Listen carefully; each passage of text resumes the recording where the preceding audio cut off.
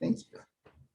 So Boker Tov, good morning, everybody. Delighted to be with you again today. We're going to have a little less serious today, a little bit more fun.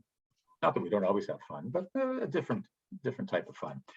So we're going to focus a little less on the Parashah. I want to relate a little bit to Tu B'Shvat that we celebrated earlier in the week. So I'm going to ask you to just put in the chat box. If it's a little too complicated with sharing verbally. Put in the chat box the name of a tree here in Canada that you have some particularly attachment to, or you've had some interesting experience with. What some kind of tree.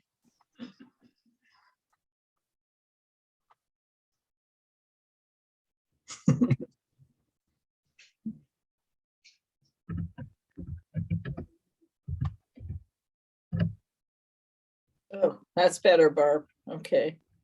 Yeah, all right. Agree.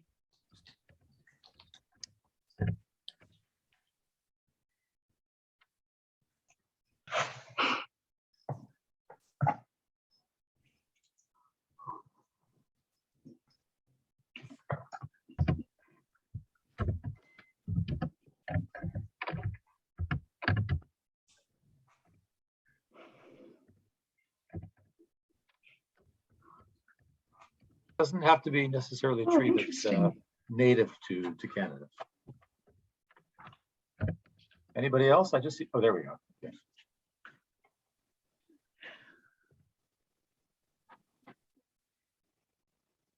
I have a confession. I've never even done this. I don't even know how to type in here. Oh, Neither do I.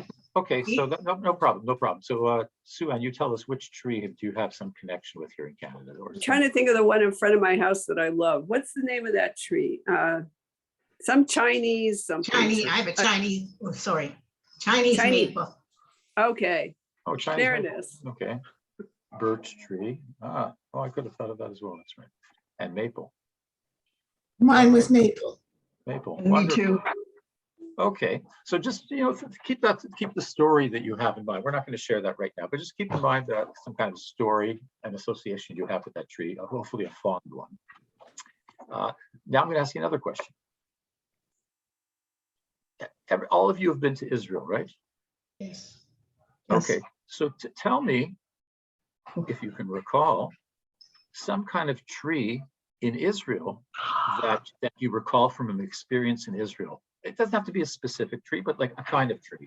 You may not be the birch tree in the back of Shimon Peres's house or something like that, but it's a kind of tree that you recall from a trip to Israel that you came across. Acacia, okay. Olive tree. Olive tree, great.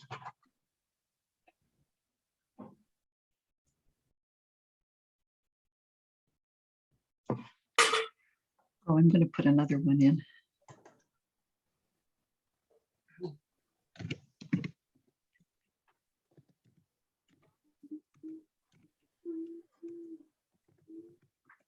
Okay, so in this case, because there are only 8 of us today, share if you can very briefly. Don't go into a huge, long account of it or narrative. Just very briefly, what was your experience with that specific tree or a type of tree in Israel? Who'd like to go first? Barb, tell us about the acacia. The acacia tree, I believe, is the almond tree, isn't it? Or is it different? It's the acacia. So the acacia is a different tree. What has all the white, beautiful blossoms? That's the acacia, isn't it?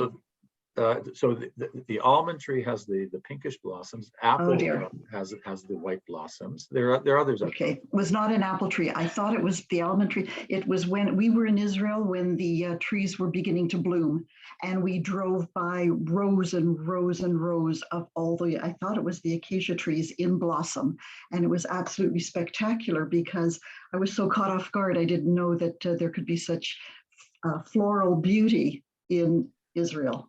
Okay, so it wouldn't be the acacia tree. We'll come back to that a little bit later. But okay. One of the fruit trees in the north. I'll try to think of which one it is. Oh, it must have been the almond. Must have been the almond trees. That's a very powerful image. Thinking all those beautiful white blossoms, definitely. Yes. Okay, Bela, go ahead. When they first take you usually to the field, when you get off the plane, they always drive you to the the forest, you know, the JNF forest or whatever it is that they years and years ago, back in 91, I remember that was the first thing we did and I can't remember the name of the forest, but what are the trees that they always plant that JNF tends to plant? So in the past, they've often, now in the last 15 to 20 years, they realized that those pine trees or cypress trees that they used Cypress, to plant that's it, yeah. were not ideally suited for Israel for a number of reasons. And so they've now been planting much more native trees like terebinths, oaks, juniper, it's all sorts of trees that are native to Israel that they've reconsidered in the last 20 years how they decide which type of tree to plant. So they used to be impressed. I'm digressing a bit, but they used to be impressed because many of the people who founded the JNF more than 100 years ago had in mind these wonderfully majestic pine forests in Europe. And so they felt that they could transplant that to Israel. And it worked for a period of time, but they found that pine forests don't work really. They're a nice visual, but they don't really work environmentally in Israel in terms of forest fires, etc. So anyway, that's it may have been those. So it's the Hula Valley. I just remembered now that it's the Hula Valley that you tend to go to like you get off the plane, that's the first place they take you to. This was on the JNF tour, and those are the trees. So I guess that it's the cypress that, I mean, going back that many years ago. Cypress, it could be eucalyptus trees. Eucalyptus too, because it definitely is smell. That's true. Yes. Okay. Yeah, the eucalyptus definitely has an aroma to it. Yeah. Okay. Yeah. Great. Anybody else? Go ahead, Anna. I know you're thinking of palm trees in Hawaii, but something in Israel. We had a friend who had some property in Quebec, and we went to visit, and it was at the time when the sap was running, and he had tubing running from one maple tree to another maple tree to another, gathering the sap. And then he would boil the sap. And the kids were all impressed, and we were impressed how much sap it took to make the syrup. And then he gave us some syrup to take home. So that was very memorable, the maple tree. So you're probably aware of this, but Canada has the world's largest maple syrup production. And as a matter of fact, due to climate change, the availability of maple syrup went down last year. And Canada has what's known as a strategic reservoir of maple syrup that they keep stored away for just such cases. And in incredibly, I won't say generous, but incredibly powerful thinking about world economy, they released hundreds of thousands of gallons or liters of the maple syrup this past year in order to keep prices of maple syrup from skyrocketing up. Yeah. And so it's a strategic reserve to maintain control of the price of maple syrup so it doesn't go berserk when there's such a shortage exists. And of course, Quebec, I think in Canada, produces roughly 65-70% of all the maple syrup in Canada. Quebec is the major source around the world. Anyway, so it's interesting, the maple syrup story. Very impressive thing to take kids and adults to watch that process of the syrup being extracted from the trees. Okay, any other brief narratives about an Israel arbor experience? I remember. Sorry, go ahead, Sorrel. Lemon, orange, lemons and orange. Okay, groves. citrus trees in Israel, certainly, yeah. Yeah. And citrus trees have an interesting history in terms of orange groves being grown by some around the Jaffa area, naturally, and which was certainly a significant part of the Israeli economy early on. But like most food production, certainly trees, that's something that's not as significant as it was in the past. Barb, go ahead. Do you remember the orange tree that was hanging in the middle of that square in Jaffa? And that I always remember with that one orange that was on it. Right. So there's that natural statue to demonstrate the connection between Jaffa and oranges of this one tree they've preserved there, because a lot of the groves have disappeared. The orange groves around Israel, the kibbutzim, the settlements no longer grow them to any great extent. They're not sufficiently profitable, and the land can be much better used if you're a business person for development and building condominiums, etc., apartments. So anyway, that's a wonderful a memorial to the Yes. vast orange groves that existed in the Jaffa area. I'm glad you mentioned that. Beautiful. Lynn, go ahead. I don't remember the tree, but I remember an experience, and it was a long time ago because it was just after my son's bar mitzvah. We went to Israel and we were stopped for lunch. And it was my first experience with fresh dates just off the tree. Yeah. Beautiful. Amazing. Amazing. Fantastic date trees, tamarim. Yeah. Okay, we'll come back to that later. Okay, fantastic. That's a good way of starting. I just wanted to have a little bit of fun this morning and take a little tour. Not any comprehensive or necessarily well-organized tour of trees, the Bible, and Israel. And just take a look at some trees that some of them are famous, some of them are well known from biblical context, and see how many of those you might be able to identify today. So I'm just going to share my screen with you. Give me a second.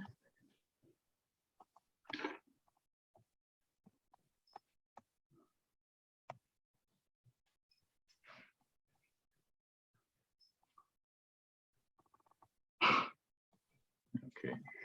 Let me know when it comes up and if you can just see it clearly. So hopefully everybody can see this.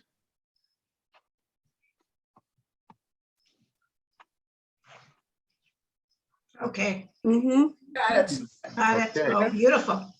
So Barb, there That's the are almond tree. those are the almond Almonds. trees. Those There are you the almond trees. Gorgeous. Yeah. Beautiful Oh, blossoms.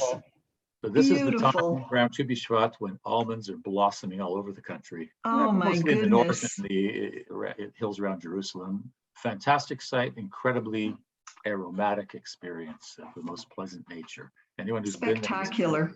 or I mean, here in Toronto, you have when the flowers start blossoming on the trees here in May. It's phenomenal. Just walking around, taking it in, unless you have serious allergies or anything. Yeah. But in Israel, it's magnificent. If you have an opportunity to see the almond blossom season, and this is the time of year when it's happening. Yeah. To be definitely. Fabulous. Okay, so that's good.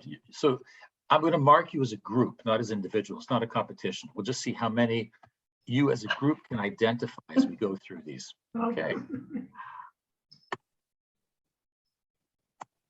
Oh, just 1 second.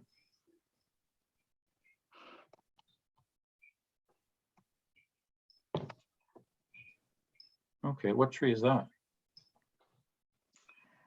Not a clue. oh. What's the apple doing on there? You tell me. Make believe. Play with your associations. What do you think that is? I'll give you a hint. It's not a live tree. It's That's not. right. Oh. The sculpture. Of what?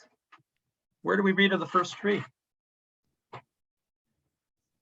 Oh, it's supposed to be an apple tree. In Apple. Garden of Eden. Garden of Eden. Garden of Tree Eden. The ones of apple. knowledge of good and evil. This is Evil. actually, Yeah. this has nothing to do with Israel. It's a sculpture in a place called Eden, Australia. Oh, The my tree- goodness. tree of Ah. Eden. So we don't know that it was an apple. We probably think it wasn't an apple in the Garden of No. Eden, although, because it says just eat from the fruit of the tree. But we have an association with apple, mostly from Christian tradition. And this represents that first tree, which led to the beginning of the human adventure. How boring it would have been had we stayed in the Garden of Eden. But that's for another day. We wouldn't be here. We wouldn't want to be here, to be honest. Anyway, No. so here's a little illustration. What tree is this? See if you Oh, can my. get the association. Oh. What are we looking at here? I'm gonna make it full screen. So, Shady, yeah. well, look at the figures there. See if that means anything to In the you. Bible. Yeah. It's not olives. What scene is this from the Bible? It's Oh, Abraham. it's Sure. Abraham greeting the three angels, of These course, yeah. Beautiful. It is. Abraham Wow. greeting the three angels under the Wow. Oak of Mamre, an oak Oh tree. my. So the oak tree has a very powerful association with Abraham, and you'll find oaks in many places through it, all sorts of different types of oaks as well. But here's Abraham greeting these three messengers from his tent. And we often talk about Abraham being in the desert, welcoming in the desert. But if we look at where Mamre is supposed to be in the hills of Hebron in the south, that's not desert. It may be dry certain times of the year, but certainly not desert. So this is perhaps a better portrayal than imagining Abraham, as we always like to associate him, especially in connection with Bedouin tradition, of welcoming strangers coming out of the desert in the heat of the day and offering them shade, food, etc. But this is probably a more likely scene where Abraham might have welcomed those three strangers in the hills of Hebron.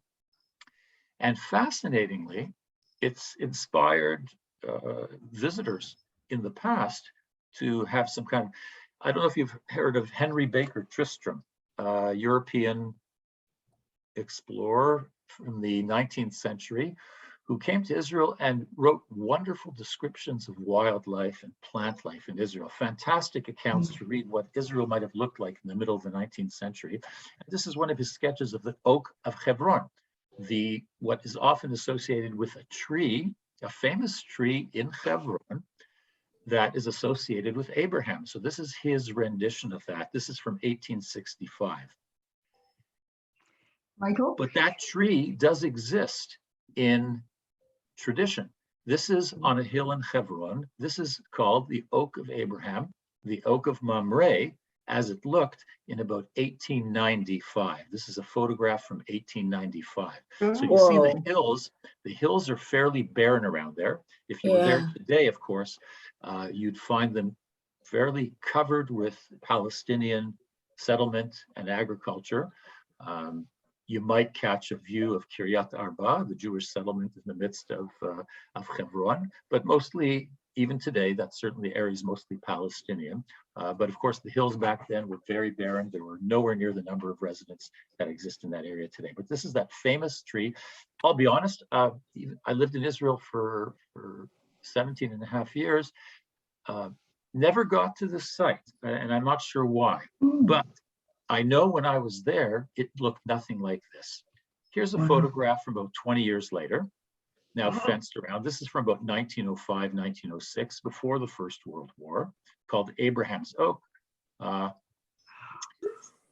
But it doesn't quite look like that today. This is from 115 years ago. This is what it looks like today. It's in the heart of Hebron on top of the hill. This is all that's left. Oh my. And fascinatingly, you look it up because there's some wonderfully interesting pictures. You see the metal braces here holding the tree together. And what they've done, if you get some more photographs of it, you'll find pieces of wood that have fallen off that are held with these iron pieces, so not to let them be taken away by souvenir seekers. So these loose pieces of wood are tied and held together with these iron braces to make sure that whatever they can maintain from this original, according to tradition, Oak of Abraham, it stays in place. So it's a sad it's a sad remnant of a relic of what must have originally been a magnificent tree, as we can see even from 100 and 115 years ago, even though it didn't seem to be very much alive at that time. But the fact that this tree has lasted, I can't say it goes back 3,000 years, but it certainly is hundreds of years old, as some of these trees, like olive trees, are able to last for an immense amount of time if they're properly. But they can date these. They can date this. They can date these, yeah. I don't know. I haven't looked it up. I'm not sure exactly the date for this. There's probably a date for it. But of course, tradition would place it roughly 3,000 years ago. Oh, no, 3,700 years ago, the time of Abraham.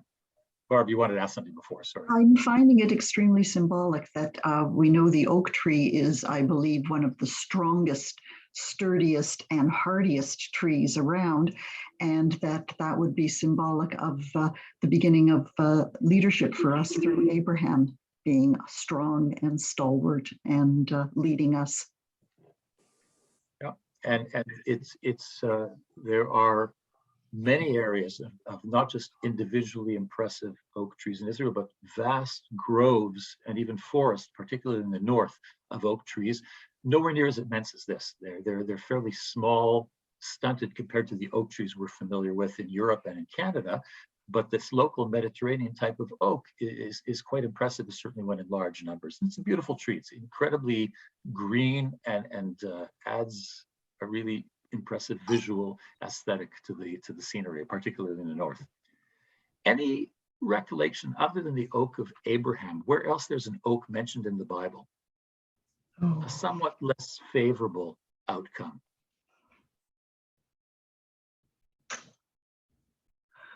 You might say this oak hosted somebody, but in the most unfortunate of circumstances.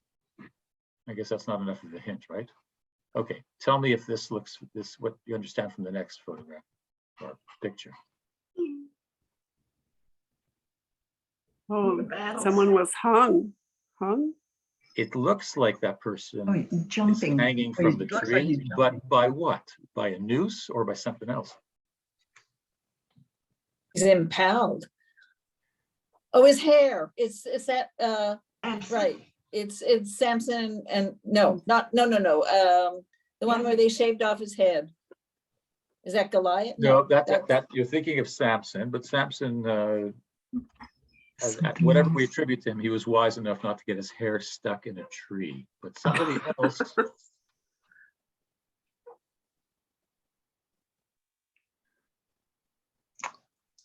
One of the rebel sons of King David, Absalom. Yeah. Absalom. Yeah. I'm not going to refer you every 2 minutes to the quotation and the verses in the Tanakh, but it talks about Absalom getting his caught with his hair in a tree as he rode, escaping, and then Yoav comes by and kills him while he's helplessly hanging from the tree by his hair. So this is just an artist's rendition, of course, but the fact that the oak has this other connotation with some kind of biblical narrative. And there's some wonderfully creative and interesting artistic renditions of this event. I suggest you look it up when you have a chance. Okay, one other oak that is of particular significance, but a much more modern narrative, not going back to the Bible. Anybody recognize this one here? Oh, is that Gush Etzion? Excellent, Barb. Oh, Well done. oh, Well that done. was For so you. powerful. Oh, So this is a famous oak in Gush Etzion. Oh my. Going back to the time when the Jews settled there before the state. There were famous battles that took place there in 1948. Many of those who were defending the settlements there were killed and only had a chance to come back to Gush Etzion after the war in 1967. Wonderfully, you might say, a tree that was planted by them when they first settled it back in the 1930s or 1940s was this an oak tree, no, that they didn't plant, but it was there, a fairly lone oak tree was maintained. It was not cut down, it had some significance, and this tree remains to this day. There are all sorts of wonderful pictures of this tree, people sitting under there having picnics. They maintain a certain amount off the ground so it can be accessible. So interesting how despite war, sometimes trees have a greater value often than human life. And trees are maintained often at the expense of others who are trying to protect them. But sometimes the tree sticks around. Barb. You once mentioned, or I read somewhere in the Torah that when you come across a fruit tree, you are not to cut it down. Go in and destroy and take over. What am I remembering? So first of all, the beautiful segue into the next thing I wanted to mention, the fact that in the book of Deuteronomy, it talks about the fact if you go to war, you can't, if you need to make war machines for siege in order to lay siege to a city, you're not allowed to cut down fruit trees. You can't cut down, you can only cut down trees for those purposes of war if they don't bear fruit. Fascinating qualification of what can and what can't be used for destruction. So there's a qualification that if it offers fruit for human beings or animals, I suppose, then you can't use it for those purposes, but other trees do qualify for that. And of course, there may be a very broad definition or a very narrow definition of what kind of fruit can be used, because as you know, every tree produces some kind of fruit. Whether it's edible or not, there is fruit there. That's the way trees propagate themselves. So interesting where that definition would be in rabbinic literature. I haven't really explored that, so I can't tell you. But this is just the biblical idea that trees that produce something that's useful and sustaining to humanity cannot be used for purposes of war. I think a fascinating statement about environment and protection and sustainability. So I'm glad you remember that part. That's very, very significant in our relationship with trees. And of course, there are other biblical verses that may not refer specifically to a type of tree, but we talk about the fact that the tree of life, we often associate Eitz HaChaim, referring to the original tree in the Garden of Eden, the one from which Adam and Eve did not have a chance to partake of the fruit. But we talk about the Torah as being Eitz HaChaim. Eitz HaChaim hi lemachazikim ba. We sing that at the end of the Torah service every day that we read from the Torah.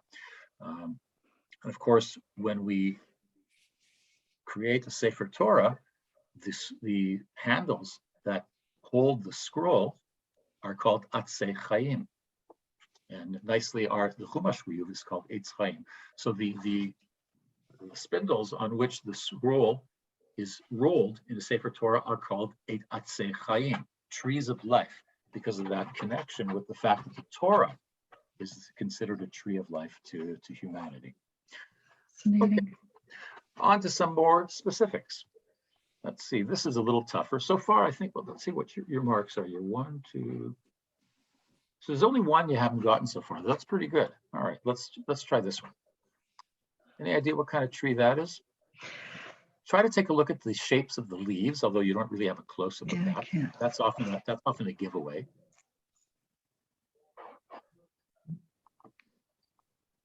And of course, I'm into giving additional hints if a tree is not quite clear. I'll just let you know in terms of location, although I don't know the locations of all the trees I've chosen here. This one is at a place called Nebi Samuel, just outside of Jerusalem. The grave, according to tradition, of the prophet Samuel. So again, the idea that trees are planted around sacred sites because of that connection with life and continuity. So you'll often find trees are a very prominent factor in ancient biblical sites and of various religious importance, not just for Jews, but certainly for Muslims and Christians as well. And an interesting quote, just to give you an idea while you're trying to figure this out, I'll give you a better picture in a moment, is one second. In the book of Isaiah, chapter 44, I'm going to read the English for you.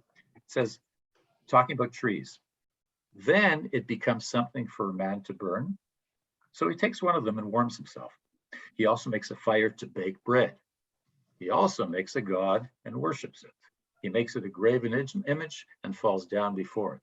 So this verse from Isaiah is talking about how we utilize trees in our lives. We use it for very practical purposes, to provide warmth, to provide shelter, but we also use it for religious reasons. And one of the most powerful criticisms of the prophets is the fact that the Israelites continued to worship graven images.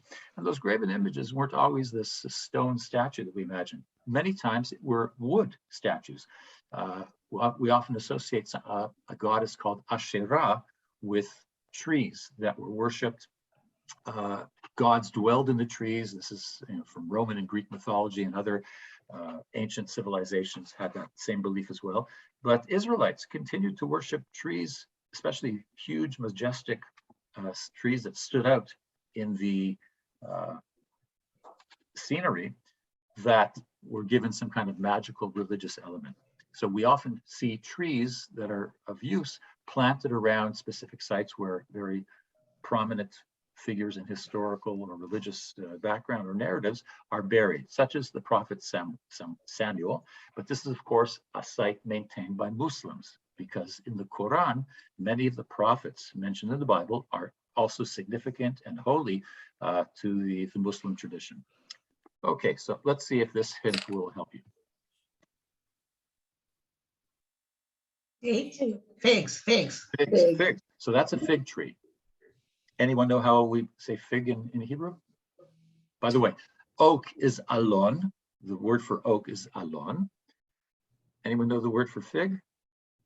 Te'ena. And we of course have this famous quotation in the end of days from Isaiah talking about the fact that everyone will sit under their grape vines, under their vineyards, and under their fig trees in peace when the lamb shall lie down with the wolf, etc. like that. So that it talks about the fact that you'll be able to rest under your trees, perhaps without worrying that somebody's going to come steal it or destroy it. So looks good. It does look good, and when It they're looks fresh, delicious. I've never quite seen one. delicious. Even when they're dried, they're good. Even if they come from Turkey. Okay, let's go on to the next tree. How about this one? Look carefully at the shape before you jump and tell me they're apples. Pomegranate. I say pomegranate. That's right. So of course, pomegranates are one of the 7 species, a land of wheat and barley, vines and fig trees, and pomegranates, a land of olive oil and honey. So this is one of the 7 species. Beautiful. And if you get them at the right time of year and make juice out of them, they are phenomenal. I found some pomegranates last week. We had juice yesterday, the day before. It was great. If you can get it when it's not bitter or too tart, when it's just the right sweetness, wonderful experience. Okay. Machane Yehuda. Machane Yehuda is a good place. Okay, what's this and where is this? Oh, it's a cypress tree. Is that Haifa? Haifa. The Baha'i? And where specifically in Haifa? Where would you find the most beautiful gardens in Haifa? The Baha. The Baha'i Gardens. I won't show you pictures of that right now. You can find those online. Phenomenally gorgeous.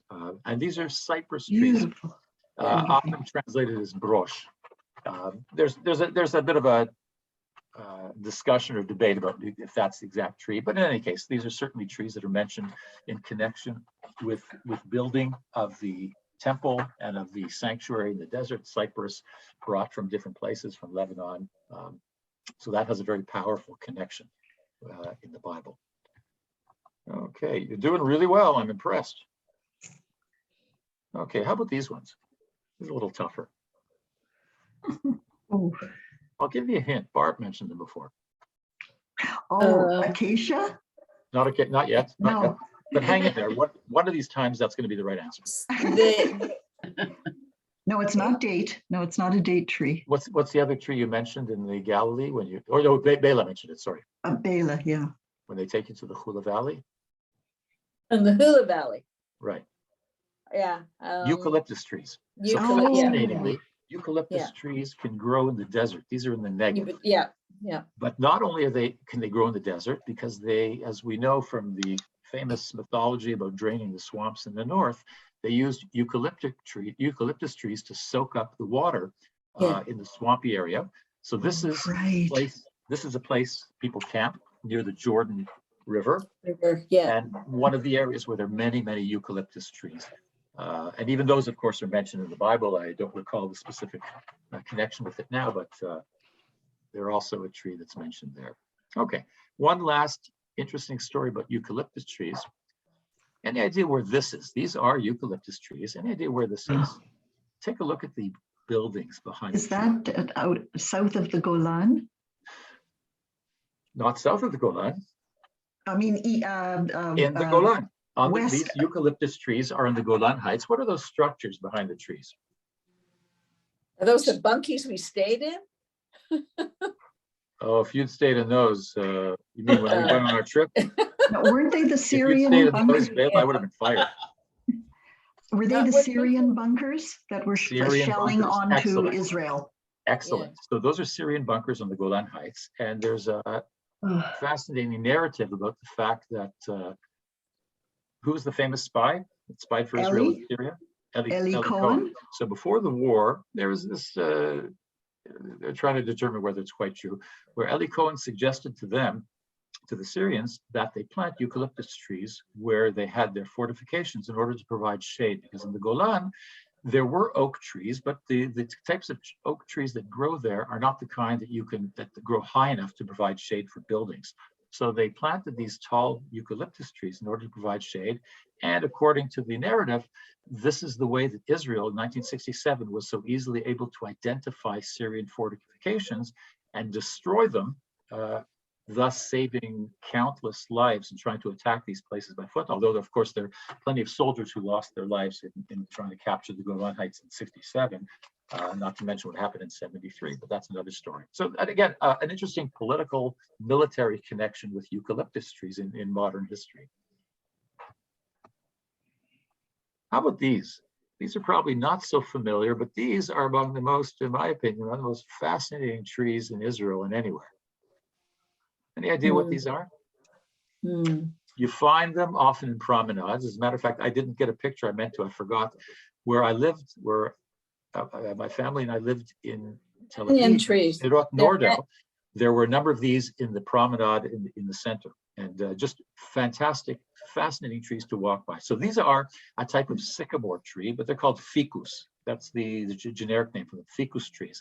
So these look interesting enough, but just by their shape and like what looks like deformed roots and everything. Yeah.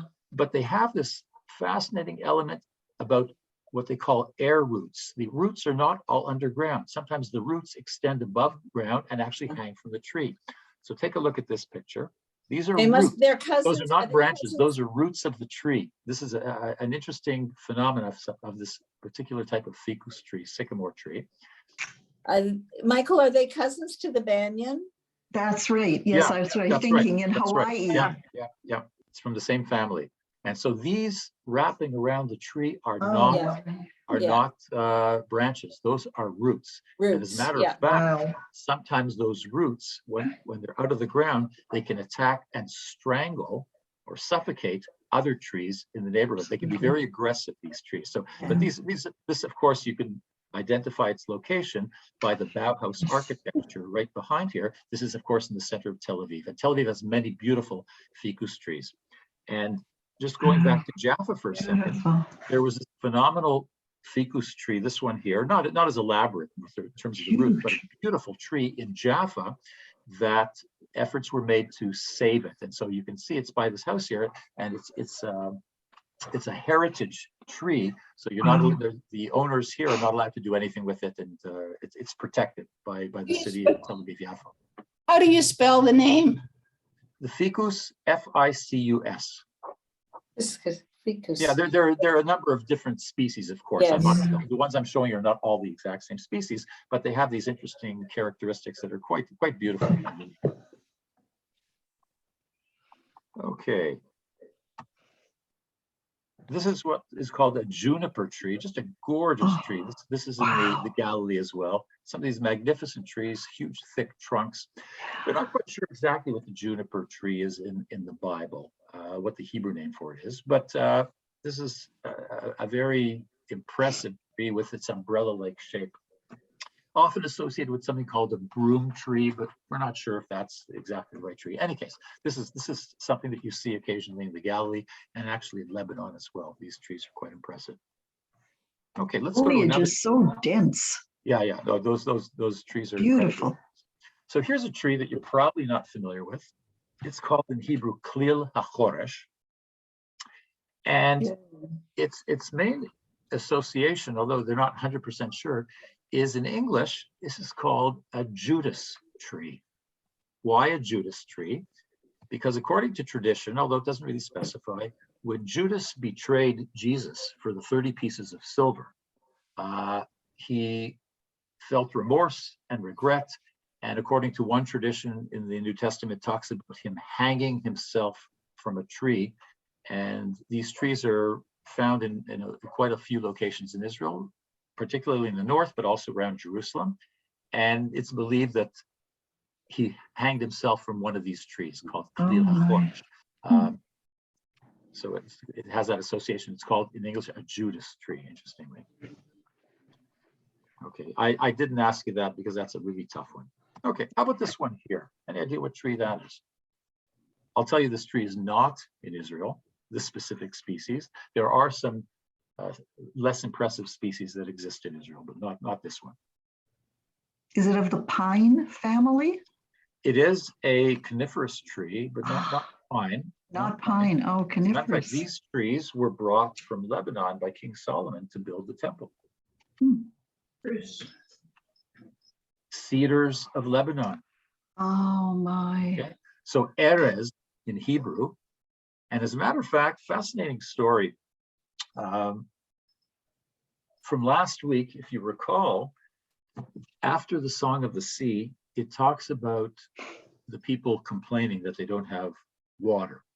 And so God shows, let me just see if I have the quote here. God shows, one second.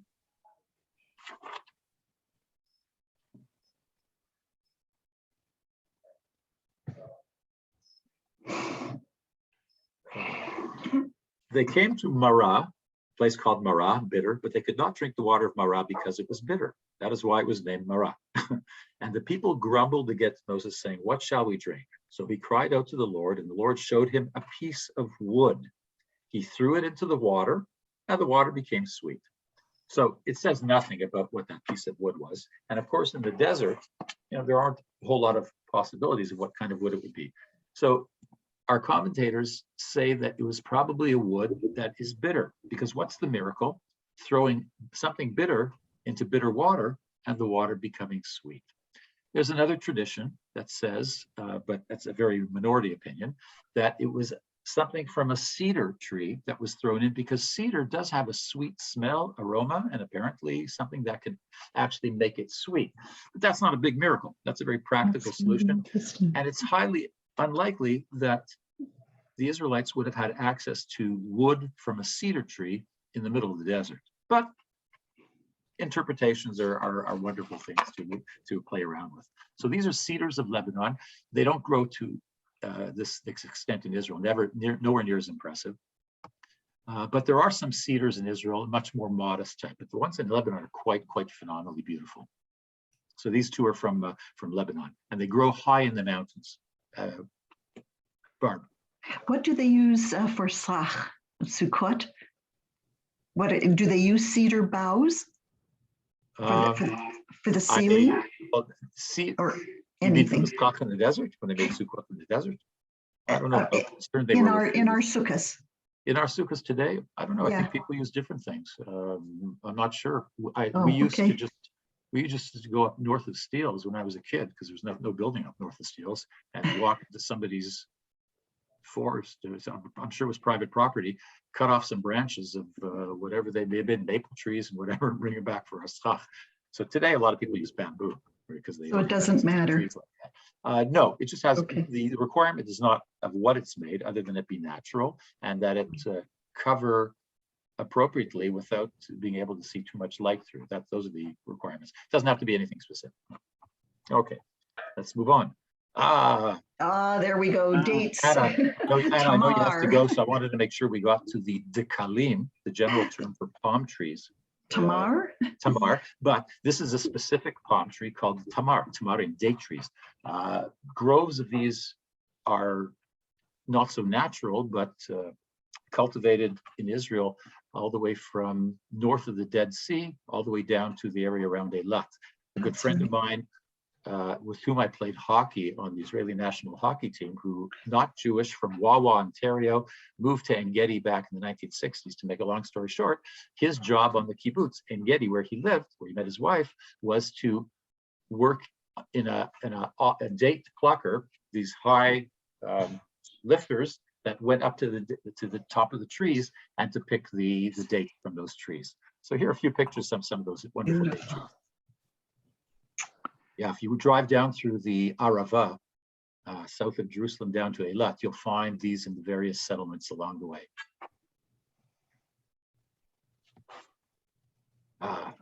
Gorgeous. Wow.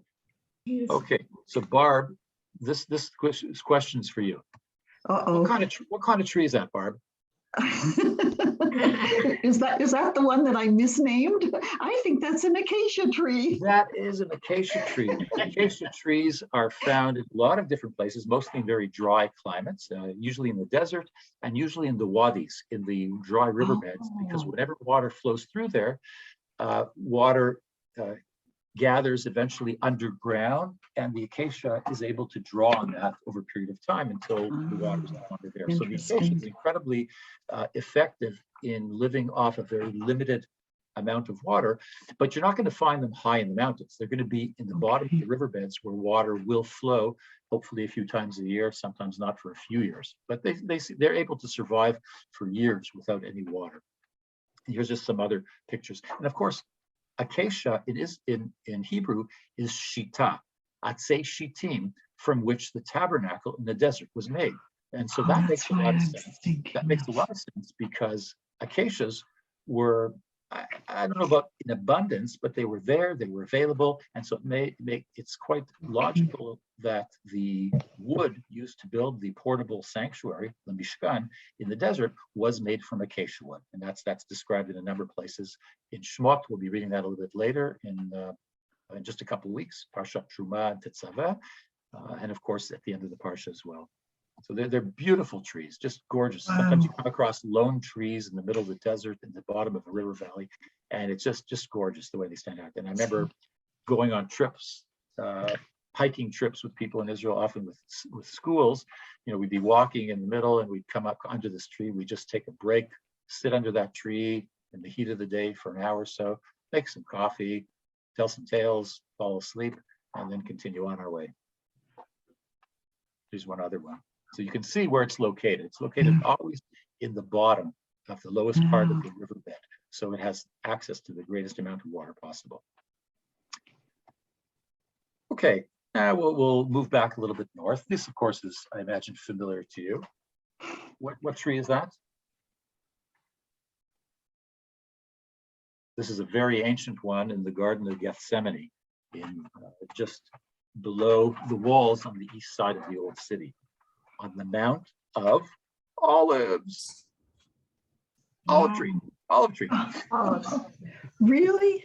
That's an ancient olive tree. Yeah, modern olive trees, young olive trees don't look anything like that. But some of these trees, I think some of the oldest trees there go back 1600 years. Just look at the incredibly trunk. Beautiful. And we find these all over the country, particularly, not in the south, excuse me, but let's say from Jerusalem, actually from Hebron and north of there. And olive groves have been a sustaining economic feature in Israel, in the Middle East, for thousands of years. As a matter of fact, the oldest olive tree to be cultivated, they believe, comes from the Galilee, dating back possibly from archaeological remains they found of seeds, etc., from about 6,500 years ago. And they feel that olive cultivation originated in the Galilee in the Syria era, later moved quickly to Greece and Turkey, later to Italy, eventually to Spain and other countries. But it originated in the Middle East, and they say the oldest ones they found, at least to this point, are from the Galilee, archaeologically remains. So it's a fascinating economic tradition that goes back, as I said, more than 6,000 years. And the olive trees are very significant to the local people there. And unfortunately, it's become a symbol of political conflict as well, because often olive trees that have been planted claimed to be illegally, sometimes on Israel's state land by Palestinians. They've been uprooted, certainly by settlers from the areas in the West Bank, sometimes by the state in protecting its land, whether rational or legal or not. The claim that if you plant trees on land that does not belong to you, according to Israeli law, then those trees can be uprooted. But of course, we are pained at the thought of trees being torn out, especially when it provides somebody sustenance. There's a beautiful sculpture. I'll come back to this in a minute. There's a beautiful sculpture in Ramat Rachel. I don't know if you've been there, where there are concentric circles of olive trees surrounding this magnificent structure in the middle with actual trees planted on top. Those are live trees in earth on top of this. There's a wonderful story about it. I won't talk too much about it, but the idea is to talk about the significance of olive trees in Middle East culture, whether it be Israelite, Palestinian, Jewish, or whatever. But sometimes, because of political reasons, sometimes that connection is fraught with conflict, and the demonstration of these trees being disconnected from the land is a powerful statement about what can happen when we allow other considerations beyond environmental and cultural to affect how we treat our trees, to say the least. So this is a wonderfully powerful sculpture. I don't know if you have a chance. It's quite impressive, and it looks impressive from here. But it's something that if you're in Israel again, it's worth trying to visit Ramat Rachel, and particularly in this area because Ramat Rachel was a scene of very fierce battles back in 1948 and 1967, and for that reason, they thought this was an appropriate place to place this sculpture. Anyway, a wonderfully symbolic understanding of how we relate to environment and borders, etc. Here's just another picture of it.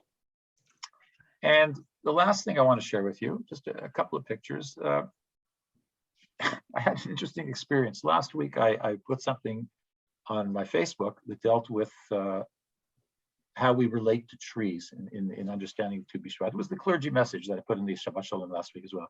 So I talked about the fact that sometimes trees, for political reasons, have been uprooted in recent years, recent decades, by those I would call none other than fanatic extremists who are making a statement about the fact that others don't belong here. And by removing their trees, they're making a statement, you don't belong and you should leave because this land is ours for religious, biblical reasons. Anyway, one of the photos I put up, this one here, originally, at some trees that were destroyed by settlers from one of the nearby Jewish settlements near Hebron. Facebook looked at this and they told me that this was against their standards. And they removed my post and this picture from Facebook because they said there was something that is contrary to their standards and this is supporting violence or whatever. They didn't give a full explanation. So I sent them a complaint. I said, please explain to me what the issue with this picture is. Now, to be honest, the source of this picture may be from some organization or that has been flagged on Facebook. I don't know. But I will tell you that, let me just read it 1 second. I don't know if this is going to come up. Now I'll go back to that. I will tell you that I got a notice last night from Facebook saying they apologized for the error. There's nothing wrong with that photo and everything has been placed back on Facebook. So it just says something about sometimes the way we relate to conflict and narratives that may not be ours. And I haven't got a clue who reviews these things in Facebook, and I don't know why this picture would have been something that upset somebody. For those reasons, it should upset us that this kind of thing is happening in Israel. And as we talk about trees and Tu B'Shvat, my hope is that we can have a broader understanding of people's connection to the land, we may be in conflict with people about a piece of land, and that's going on for 100 years in Israel. But to destroy trees as part of that, it's certainly not a solution, not a rational solution, and not one that brings us closer to any kind of peaceful solution to it. So the last 2 slides I'm going to show you, I'm not sure if this is something that may offend you. So tell me what you understand from this picture here. This was put out a couple of weeks ago, 20 trees for 20 lives lost. And the idea was to plant trees for those whose lives have been lost in recent decades. So looking at the faces there, how do you understand that? This is clearly an olive tree, graphically presented. So if you look carefully, it's not so easy. You'll see that many of these are soldiers. And we're talking about 20 trees to be planted for 20 lives lost in the Israeli-Palestinian conflict. But 20 trees, 10 for Israelis and 10 for Palestinians. So it may not be easy to discern the Palestinians from the Israelis, but lives of those who were lost in the conflict from both sides. And this is something by an organization that tries to bridge the gap and encourage dialogue between Palestinians and Israelis who have lost someone in the conflict. Those who are grieving, but are willing and courageous enough to talk about it with those from the other side. So, and this is what they're promoting. You know, we look to the JNF on Tu B'Shvat to plant trees and make our donation to the JNF. This is another way of offering this connection with the land through the planting of trees, but in one that acknowledges that there are different narratives here that we need to understand whether or not we agree with them. And the last thing is an organization called Truah of rabbinical and cantorial students who I suggest you look up a little bit about this organization called Truah. It's quite interesting. So they're asking to plant trees in the West Bank and in Israel as part of their attempts to bridge the gap regarding this conflict. So it's not planting trees necessarily in memory of specific individuals who have lost their lives, but the idea of planting trees in both Palestinian and Israeli land to recognize the importance of trees and environment to both cultures, and try to come to some kind of acknowledgement that both those narratives have validity and legitimacy. So I end with that as a somewhat optimistic note, because it's fun to refer to our tradition and talk about our connection with land and with trees. But we have to acknowledge that there are others who share those values, even if we're at conflict with them. And we have to find a better way than destroying each other's land and environmental abilities in order to find some kind of way of coexisting in the same area. So I'm glad you've joined me for this little trip through the Bible and through Israel. And I look forward to meeting you again next week. If anyone has any comments or questions you'd like to ask, I'm sure we can take a couple minutes. Barb? It's not a question, but may I share two personal situations with trees? First of all, when you were showing us those magnificent date trees, the date palms, in 1961, when I was on my very, very first trip to Israel, they took us down to Eilat, where we slept on the sand under the stars and with the scorpions. But they showed us all the new date palm trees that they were building as orchards, which was fascinating. And so those have sort of moved on. The second personal situation I wanted to share was with the maple tree.